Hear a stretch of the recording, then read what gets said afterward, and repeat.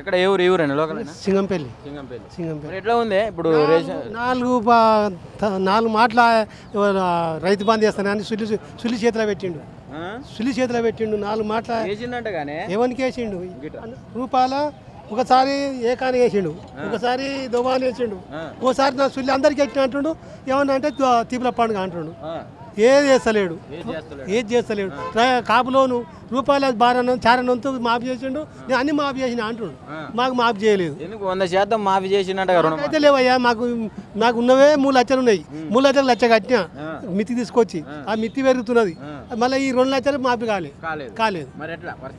ఎట్లా గిట్టనే సావాలి. ఆ లంజ కొడుకు వచ్చి మమ్మల్ని ముందనికనే వచ్చిండు. వాడు పెద్ద జైలు పెట్టుకోనికనే వచ్చిండు. అప్పులు అంటుండు, జైలు పెట్టుకున్నాడు, ప్రజల ముంచుతున్నాడు. వాడు ఒకటే అప్పులు తీరుస్తున్నా అంటుండు. వాడు జైలు పెట్టుకుంటాడు సార్, జైలు పెట్టుకుంటున్నాడు. వాడు గల్లబుడ్డి నింపుకుంటున్నాడు, మందిని ముంచుతున్నాడు. కేసీఆర్ అప్పులు చేసినా అమదాన్ని చూపించాడు. తండ్రి కొడుకే రాజే. కేసీఆర్ అప్పులు చేయొచ్చు, మనం చూసిన కాడికి అప్పులు చేయొచ్చు, కానీ మా వస్తువులు చూపించాడు. ఆయన ఇంటికెళ్ళి తెచ్చిపెట్టాడా? చూపెడతలేడా? వాడు ఏమైనా తిండి జైలు వేసుకుంటున్నాడు, చుల్లి చూపిస్తున్నాడు. అప్పులైనా నేనేం చేస్తున్నా, ఏమన్నా అంటే అప్పులైనా నేనేం చేతు అంటుండు సార్. మరి ఎట్లా ఉంది ఇప్పుడు పెన్షన్లు కూడా 4000 చేసిన 4000 ఎక్కడ సార్? ఆ 2000 గతి లేవు. అది 2 నెలల పైసలు తెగిండు. 2 నెలల పైసలు తెగిండు పింఛన్ పై మధ్యాహ్నం 2 నెలలనే తెగిండు. మరి ఎట్టనే చేస్తారో మీ చోటు పెద్దలు గురించి అడిగి చేయవలసింది. మా చోటు ముసలి పోయి ఏం అడుగుతాం, ఏం చేస్తాం? అయితే ఎవరు అడిగినా కూడా అంత మంచిగా చేస్తున్నా, ఇది రైతు రాజ్యం ప్రజారాజ్యం అంటుండు. లేదు సార్, వాడు నిన్న ముంచి ప్రపంచం మొత్తం నాశనం పట్టించిండు. నాశనం పట్టించిండు. మరి ఎట్లా ఇప్పుడు ఊర్లో మన నిరుద్యోగులకు కూడా నిరుద్యోగ వృత్తి ఇస్తానే, మీ పిల్లలకు ఏది లేదు. బంగారం పెడతానే, తులం బంగారం లేదు. సత్యవానికి 5000 ఇస్తాడు, అవి లేవు. తులం బంగారం లేదు, ఏది లేదు సార్, ఏది లేదు. వాని టప్పిన గల వాడు వస్తే బాగుండు. వాని మన టప్పిన రాజ్యాన్ని మొత్తం ఆయన ఒక్కని జీవి కొరకు ఇంత రాజ్యాన్ని ముంచుతున్నాడు వాడు. నాది పోయి పేరు పెద్దగా అయినా సరే ఉన్నా సరే ఇన్ని వాని ఒక్కని పొట్ట కొరకు ఇన్ని రాజ్యాలు ముంచుతున్నాడు. వాడు ఇవ్వకుంటే అందరికీ ఇవ్వకపోతే ఏం ఆకలేదు, నాకు ఏం ఆచలేదు. కొందరికి ఇచ్చి కొందరికి మిల్లు కూడా ఇస్తున్నాడు. ఏవి 5 మిల్లు లేవు. ఆయన అంటే జాగాలు ఉంటే ఆయన 3 కిత్తలు ఇస్తాడంట. మరి నీకు గుద్దలకు గోసి పెట్టుకొని బట్టే లేకపోయా, ఆయన 3 కిత్తలు గుద్దలు పెడతాడా? అరే నీ జాగా చూపి అంటాడు. జాగా అడిగితే నేను చెప్పు, నాకు 4 కొడుకులు ఒక్కరా, నేను 2 అల్లులు, నాకు 4 కొడుకులు తెలియదు. తగ్గి వాళ్ళకి లేకపోయా, నువ్వు జాగా చూపి నేను ఏదో చూపిస్తు.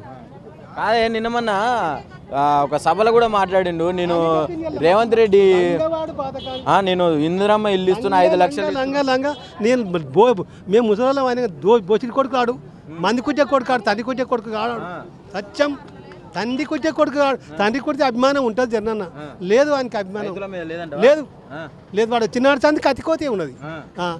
ఆనాటి రోజులు తెచ్చిన బిల్డింగ్లు కూలేదగినా చుట్టూ అవుటింగ్ వస్తుందని చెప్పి భూములు అమ్ముకొని ఇవ్వడం, బతుకుంటా అమ్ముకుంటా అది పాడు చేసిన మొత్తం గుండె గుడి పట్ట కూడా గొంతుల కురి మందు. రైతులు కూడా ఇక్కడ కూడా ఎక్కడో ఈ ఏరియాలో ఔటర్ రింగ్ రోడ్ వస్తుందని చెప్పి భూములు పోతున్నాయి అంట. అవునే, నేను చెప్తానే ఏమంటారు మేము ఆ భూములు పోతున్నాం అంటే మరి నేను ఆకాశం మీద చెప్తున్నా. ఫికర్ చేసి వచ్చేటట్టున్నాం, వచ్చిపడి వస్తుందో ఎక్కడ వస్తుందో ఏడాకపోతుందో, కానీ ఆ రాకముందే మేము పానాలు పోతేట్టున్నది. మరి వాడు పానాలు చేయనీకనే వచ్చిండు. వాడు మాకు బతికిచ్చి ప్రజల బతికిస్తామని రాలేదు సార్. ఇప్పుడు మీ దగ్గర చెప్తున్నారు కదా, మరి ఎట్లా పరిస్థితి సార్? ఎప్పుడు కానీ వచ్చేది ఎప్పుడు, పోయేది ఎప్పుడు? ఇప్పుడు సస్తున్నారు మనుషులు. రింగ్ రోడ్ వస్తుందంట, ఎప్పుడు వచ్చేదే ఎప్పుడు పోయేదేమో. అది సస్తున్నాం జనాలు. ఎంత పోతుంది మరి? అంటే అందరికి పోతున్నాయా లేకుంటే కొంతమంది పోతున్నాయి. అందరు పోతుంటే ఉంటుంది. ఎప్పుడు పోయేదో ఎప్పుడు అడిగి అంతే ఉన్నది. ఏం చెప్తాం మరి రేవంత్ రెడ్డి ఫైనల్ గా? ఏమో ఎవరికి బడ్సలు లేవు, పోయేది వచ్చేది ఎప్పుడు ఆడికి ఆగుతుంది, అంతే ఉన్నాయి పనులు. రుణమాఫీ చేసిండట ఆల్రెడీ. ఇప్పుడు రుణమాఫీ చేయాలని చెప్తారు, రుణమాఫీ చేసిండట ఆల్రెడీ 100%. తెలంగాణ రాష్ట్రంలో రైతుల పరిస్థితి చాలా ఘోరంగా ఉంది. తెలంగాణ రాష్ట్రంలో రైతులని అసలు రేవంత్ రెడ్డి రుణమాఫీ చేసినా అని అతను అనుకుంటుండు. కానీ తెలంగాణ రాష్ట్రంలో తెలంగాణ ప్రజలకు 50% కూడా రుణమాఫీ కాలేదు. రైతుల పరిస్థితి చాలా ఘోరంగా ఉంది. 100% చేసిన అంటుంటే నువ్వు 50% కూడా కాలేదంట. అవసరం లేదన్న, మాది ఒంగూరు మండల్, రేవంత్ రెడ్డి ఊరు పక్కల మాది. ఆయన ఊరికైనా పోనీ లేకపోతే మా ఊరికైనా రాని. రేవంత్ రెడ్డిని రమ్మని వాళ్ళ మంత్రులు వస్తారా, స్థానిక ఎమ్మెల్యే వస్తారా, ఎవరు వస్తారు రాని, చెక్ చేద్దాం, తెలుసు కదా. రేవంత్ రెడ్డి మండలం మాది, ఒంగూరు మండలం మాది. ఆయన ఊరి పక్కల పోతారెడ్డిపల్లి మాది. రేవంత్ రెడ్డి గారి పరిపాలన ఎలా కొనసాగుతుందంటే అనంతప్పిన ఆలికి ఆలిని చేసి అద్దమ్మ రాత్రి లేచి పెద్దమ్మ అన్నాడంట. రేవంత్ రెడ్డి గారి పరిపాలన తెలంగాణ రాష్ట్రంలో అట్లా కొనసాగుతుంది.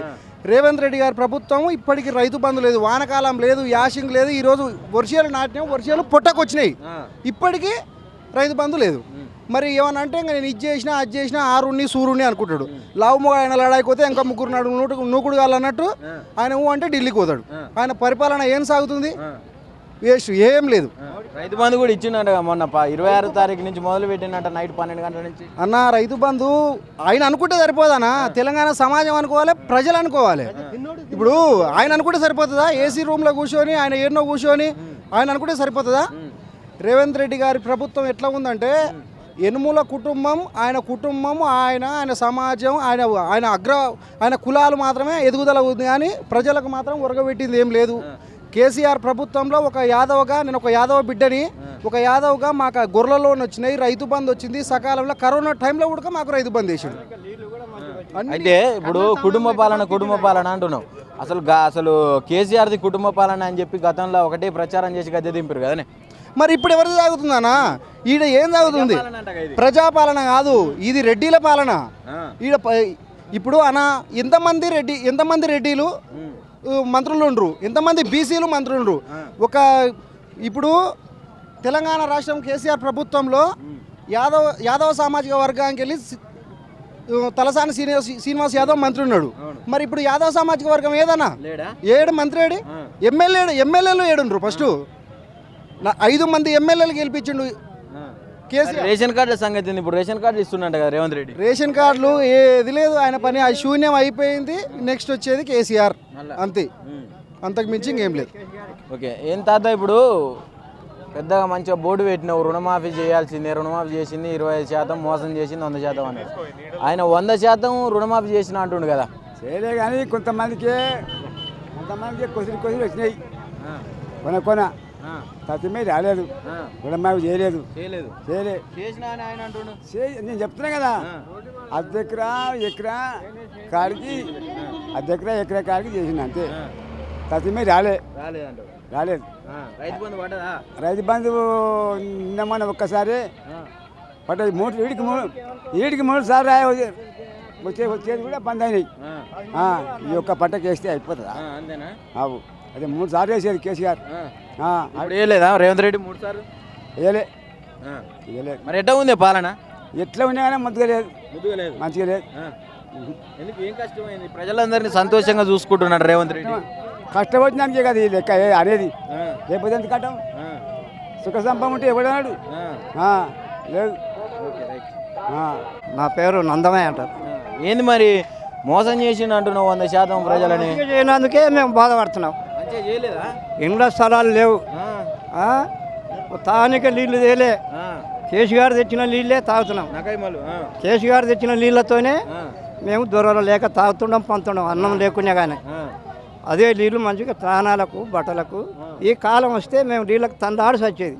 ఇంటింటికి నల్ల తెచ్చిండు కేసీఆర్, మేము దూరాలు లేక బట్టలు ఎత్తుకొని మేము కూడా పట్టేలో లేకనే మంచిగా తిరుగుతున్నాం. రేవంత్ రెడ్డి తేలేదా?